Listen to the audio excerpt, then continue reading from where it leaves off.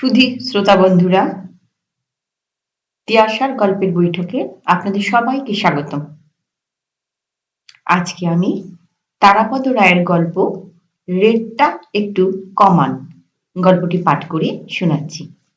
শুরু করছি আজকের নিবেদন, রেটটা একটু কমান। শ্রীযুক্ত হরিমোহন চক্রবর্তী একজন ছাপোষা মানুষ।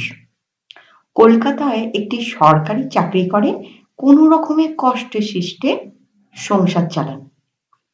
হরিমোহন বাবু নিজেকে বুদ্ধিমান লোক বলে কখনোই মনে করেন না, এবং সত্যিই তিনি হয়তো বাজার চালু চৌকস লোক যেমন সচরাচর দেখা যায় তার মধ্যে পড়েন না। মোটামুটি ধুতি পাঞ্জাবি পরা, উত্তর কলকাতার দুঘরের ফ্ল্যাট বাড়িতে বসবাস করা, নিজের হাতে প্রতিদিন শাক, কাঁচা লঙ্কা, তরকারি, ছোট মাছ ইত্যাদি বাজার করা নিতান্তই আটপৌরে মানুষ হরিমোহন বাবু। এই ক্ষুদ্র কথিকার আমরা হরিমোহন বাবুর দেশকাল, অফিস পরিবার, ভূত ভবিষ্যৎ ইত্যাদির মধ্যে মাথা গলাবো না। তবে আসল গল্পে প্রবেশ করবার আগে খুব বেশি চালাক বা বুদ্ধিমান না হওয়ার জন্যে হরিমোহন বাবুর যে কোনো ক্ষতি হয়নি তার একটা উদাহরণ দেব। জুন মাসের পর থেকে কলকাতার ময়দানের ফুটবল দর্শকদের ভিড়ে এবং অত্যাচারে অফিস ছুটির পর নিয়মিত অফিস যাত্রীদের ট্রামে বাসে চড়ে ঘরে ফেরা অসম্ভব হয়ে ওঠে। হরিমোহন বাবু মোটেই ঠেলাঠেলি ধাক্কাধাক্কি করে বাড়ি ফেরার চেষ্টাও করেন না। এদিকে ছুটির পর অফিসে বসে থাকাও তার মোটেই পছন্দ নয়। তিনি একটা বুদ্ধি বার করেছেন। রেড রোড আর মেয়ো রোডের মোড়ে যেখানে মহাত্মা গান্ধীর মূর্তিটা বর্তমান আছে, সেই মূর্তির পাদদেশে একটা রেলিংয়ে হেলান দিয়ে বিশ্রাম করেন। কখনো 50 পয়সার বাদাম বা ঝালমুড়ি কিনে খান। সেদিনও ওই রেলিংয়েই হেলান দিয়ে বসেছিলেন। দুপুরে অফিসে খুব ঝক মারি গেছে, খুবই ক্লান্ত ছিলেন। ময়দানের স্নিগ্ধ বাতাসে কখন যে ঘুমিয়ে পড়েছিলেন, ঘুম ভাঙল হঠাৎ একটা লোকের ঝাঁকুনিতে। ধর্মর করে উঠে হরিমোহন বাবু দেখেন যে তাঁর সামনে উঁচু হয়ে বসে একটা লোক। লোকটার পরনে লাল প্যান্ট, সবুজ গেঞ্জি, গলায় হলুদ রুমাল গিঁট দিয়ে বাঁধা, হাতে একটা পিস্তল, মুখে হিন্দি না উর্দু কি জানি একটা ভাষা বলছে। ভাষার দরকার ছিল না, অন্য যে কোনো ব্যক্তি এক মুহূর্তে ধরতে পারবে এই পিস্তলধারী একজন ডাকাত, চলতি ভাষায় ছিনতাইকারী। সে হরিমোহন বাবুকে ঘড়ি, আংটি, পকেটের মানিব্যাগ ইত্যাদি দিয়ে দেবার জন্য ভয় দেখাচ্ছে। বলাই বাহুল্য, হরিমোহন বাবু ভিন্ন অন্য যে কোনো ব্যক্তি হলে প্রাণভয়ে সঙ্গে সঙ্গে ঘড়ি, আংটি, টাকা লোকটির হাতে তুলে দিয়ে বড় রাস্তার দিকে চোঁচা দৌড় দিত। কিন্তু আমরা আগেই বলেছি, হরিমোহন বাবু তেমন বুদ্ধিমান লোক নন। ঘুমচোখে তার মনে হলো লোকটির চেষ্টা বোধহয় তার কাছে রিভলভারটি বিক্রি করা, তাই চোখের সামনে ওই অস্ত্রটা ধরে নাচাচ্ছে। হরিমোহন বাবুর ঘুণাক্ষরেও মনে এলো না যে লোকটা ভয় দেখিয়ে ছিনতাই করার জন্য রিভলভারটা তাক করে আছে। ছিনতাইকারী যতই রিভলভার না চায়, হরিমোহন বাবু ততই বলেন, হাম গভর্নমেন্ট সার্ভেন্ট হ্যায়, বেআইনি আগ্নেয়াস্ত্র হামকো নেহি লাগেগা। পিস্তলধারী রিভলভার নাচাতে নাচাতে হাতে ব্যথা হয়ে গেল। কিন্তু হরিমোহন বাবু যেভাবে তার হরিগোষ্ঠীদের একতলার ফ্ল্যাটের জানলা দিয়ে হাত নেড়ে নেড়ে দৈনিক অসংখ্য ফেরিওয়ালাকে বিদায় করেন, নেহি লাগেগা নেহি লাগেগা বলে, ঠিক সেই একই ভঙ্গিতে উদ্ধত পিস্তলের 6 ইঞ্চি দূরে হাত তুলে মানা করতে লাগলেন, নেহি লাগেগা নেহি লাগেগা। মিনিট 10 পরে হতভম্ব ক্লান্ত পিস্তলধারী দুঃশালা বলে রণে ভঙ্গ দিল। হরিমোহন বাবু ধীরে সুস্থে উঠে শ্যামবাজারের ট্রামের দিকে এগোলেন। একবার শুধু ভাবলেন, কি দিনকাল পড়েছে রে বাবা, জিনিস না কিনলে শালা বলে গালাগালি দিচ্ছে।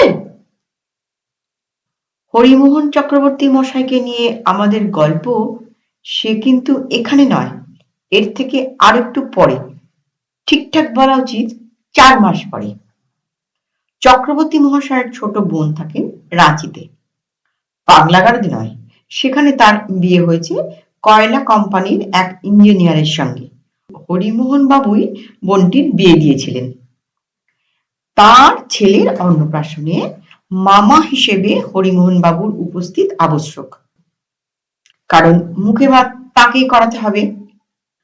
কলকাতা রাঁচি দূরপাল্লার সরকারি বাসে একটা টিকিট কেটে হরিমোহন বাবু অন্নপ্রাশনের ঠিক 2 দিন আগে উঠে বসলেন বাসে।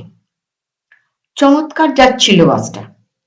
হরিমোহন বাবু সামনের দিকে সিট পেয়েছিলেন, বিশেষ ঝাঁকুনিও লাগছিল না। সিটে গা এলিয়ে দিয়ে চমৎকার আরামেই যাচ্ছিলেন তিনি। তখন অনেক রাত। বাংলা বিহার সীমান্ত এলাকায় প্রায় আধা ঘন্টা আগে পেরিয়ে গেছে বাসটি। আধা জঙ্গলি এলাকা দিয়ে দ্রুত গতিতে ছুটে চলেছে সরকারি দূরপাল্লা। আধো জাগরণ আধো তন্দ্রার মধ্যে কিছুটা চেনা স্বপ্নের মতো কি যেন মনে হলো হরিমোহন বাবুর। সেই লাল প্যান্ট, সবুজ গেঞ্জি, হলুদ রুমাল, হাতে পিস্তল, 4 মাস আগে ময়দানে দেখা লোকটি বাসের মধ্যেখানে দাঁড়িয়ে রয়েছে। আর এদিকে ওদিকে সিটে 5-7 জন ব্যক্তি উঠে এসেছে, তাদের হাতেও পিস্তল অথবা ছোরা। এতক্ষণ এরা যাত্রী সেজে সকলের সঙ্গেই বসেছিল। এবার অবশ্য অন্য সকলের সঙ্গে হরিমোহন বাবুও বুঝতে পারলেন এরা সব ডাকাত। তবু তিনি একটু ভরসা পেলেন ময়দানের সেই চেনা ছিনতাইকারীকেই দেখে। ইতিমধ্যে বাসের ভিতরে পুরোদস্তুর ছিনতাই শুরু হয়ে গেছে। সবুজ গেঞ্জি লাল প্যান্ট ময়দানের গুন্ডা সেই দলের নেতা। সে সামনাসামনি হরিমোহন বাবুর সিটের পাশে এসে দাঁড়ালো। সেই এখন নির্দেশ দিচ্ছে। একজন ডাকাত পিছনের সিট থেকে শুরু করেছে, আর একজন সামনের সিট থেকে। তাদের লক্ষ্য হলো শুধু ঘড়ি, টাকা আর সোনা। এছাড়া অন্য কিছু জিনিস নিয়ে ভার বাড়াতে কে চায়? কিন্তু দূরপাল্লার বাসে সোনা অতি মহার্ঘ। কেউ, এমনকি নতুন বউ পর্যন্ত সোনা গায়ে এসব ডাকাতির বাসে ওঠে না। হরিমোহন বাবুর স্ত্রীও আসার সময় বুদ্ধি করে বাঁ হাতের মধ্যমা থেকে বিয়ের আংটিটা খুলে রেখেছেন। হরিমোহন বাবুর সঙ্গে একটা পুরনো ঘড়ি, পকেটে 87 টাকা আর ভাগ্নের জন্য কেনা রূপোর থালা চামচ, সব বাসের ছাদে সুটকেসের মধ্যেই রয়েছে। ইতিমধ্যে যে ঘটনাবলী বাসের মধ্যে শুরু হয়েছে সে শুধু রোমহর্ষকই নয়, চিন্তা উদ্দীপক। সামনের এবং পিছনের সিটের দিক থেকে 2 ডাকাত ছিনতাই করতে করতে এগিয়ে যাচ্ছে।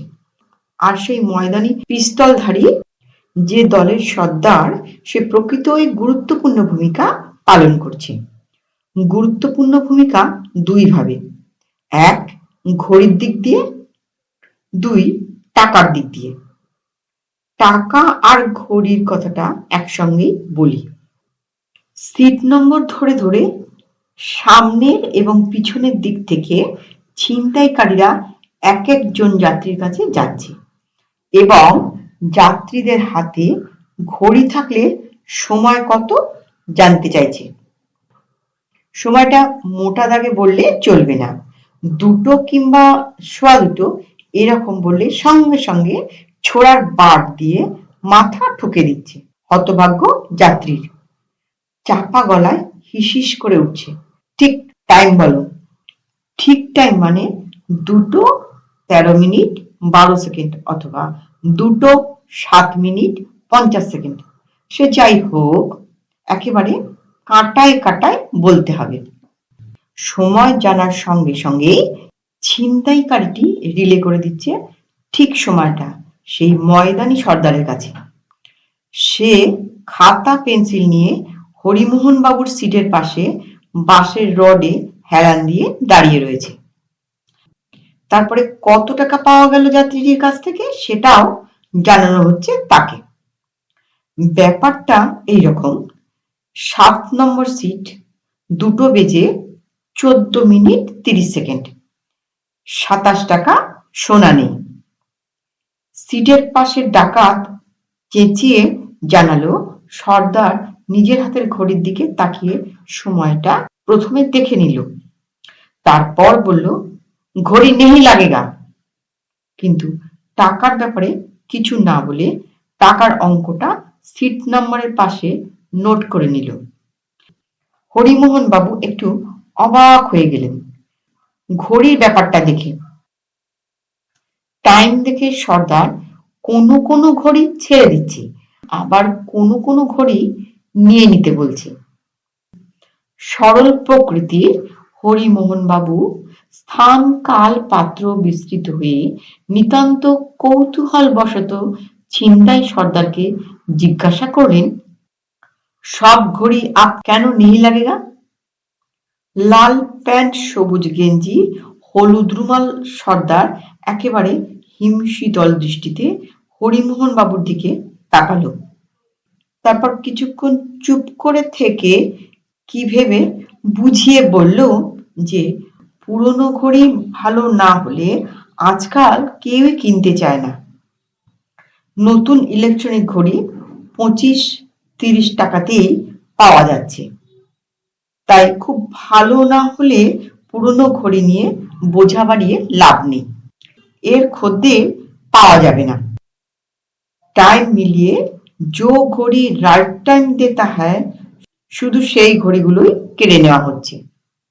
হরিমোহন বাবু দ্রুত সর্দারের হাতের ঘড়ির সঙ্গে নিজের ঘড়ি মিলিয়ে দেখলেন, প্রায় কাঁটায় কাঁটায় মিল রয়েছে। সর্বনাশ, কিন্তু ঘড়িটা তো একটু সাহস করলেই রক্ষা করা যায়। একটু সাহস করলেন হরিমোহন বাবু। সর্দারটি যেন অন্য এক যাত্রীর অর্থের পরিমাণ নোট করছে। হরিমোহন বাবু ঘড়ির চাবি তুলে ঘড়িটাকে আধা ঘন্টা ফাস্ট করে দিলেন। বুকটা একটু দূর দূর করছিল, কিন্তু সর্দার কিংবা অন্য ডাকাতেরা কেউ দেখতেই পায়নি। ফলে সামনের দিকের লুট আহরণকারীটি যখন হরিমোহন বাবুর সিটে এসে পৌঁছলো তখন শুধু 87 টাকার উপর দিয়েই গেল। রাঁচিতে বোনের কাছ থেকে ফেরার ভাড়াটা নিতে হবে, এই যা একটু অস্বস্তি, কিন্তু হলেও তিনি অল্পের উপর দিয়ে ছাড়া পেয়েছেন এই ভেবে মনে মনে ভগবানকে ধন্যবাদ জানালেন।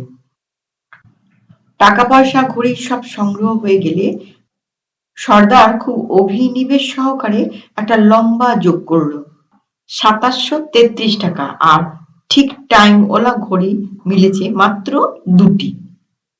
হরিমোহন বাবু দেখলেন সেই ঘড়ি দুটির পাশে 2x50 অর্থাৎ 100 টাকা হিসাবে ধরা হলো, একেবারে পাকা হিসাব।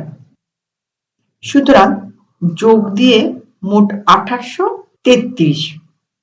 টাকার পরিমাণ দেখে প্রচুর ভ্রুকুঞ্চন এবং জিভ দিয়ে চুপচুপ শব্দ সর্দার করতে লাগলো এবং তার সাকরেদরাও। তারপর কিছুক্ষণ থম মেরে থেকে সর্দার তার সাকরেদদের বলল, টাকা যার যার তাদের ফেরত দিয়ে দাও। ঘটনার এই বিবর্তনে হরিমোহন বাবু সমেত সবাই অবাক। সর্দার চেঁচিয়ে বলল, সামনের পুলিশ ফাঁড়িতে বাসে দারোগা উঠবে, তাকে সচ বাত বলবেন, বলবেন ডাকাতি হয়নি। একটু দূরে রাস্তার পাশে একটা ছোট শহরের রাস্তায় আলো জ্বলছে, পাশেই পুলিশ ফাঁড়ি।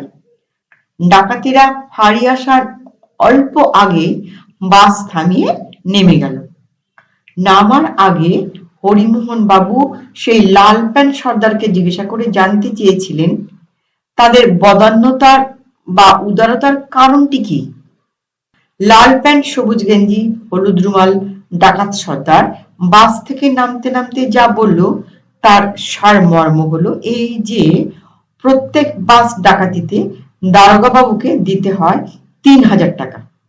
সুতরাং ৮৩৩ টাকা নিয়ে ৩,০০০ টাকা দিলে ১৬৭ টাকা ক্ষতি হবে। লস করার চেয়ে ডাকাতি ক্যান্সেল করলে ভালো, তাই এই ডাকাতিটা ক্যান্সেল করে দিলেন। ঠিক ফাঁড়ির সামনে বাসটা দাঁড়ালো। স্থূল দেহ স্থূল উদর প্লদ গতি দারোগা বাবু বাসে উঠলেন। তিনি কিছু প্রশ্ন করার আগে তাকে হরিমোহন বাবু জানিয়ে দিলেন, হ্যাঁ, ডাকাত পড়েছিল বাসে, ডাকাতি হয়েও ছিল, কিন্তু আপনার বরাদ্দ ৩,০০০ টাকা জোগাড় হয়নি, ফলে ডাকাতেরা ডাকাতি ক্যান্সেল করে সবার টাকা ফেরত দিয়ে নেমে গেছেন। এই সংবাদ শুনে বিরস বদনে দারোগা সাহেব নেমে গেলেন।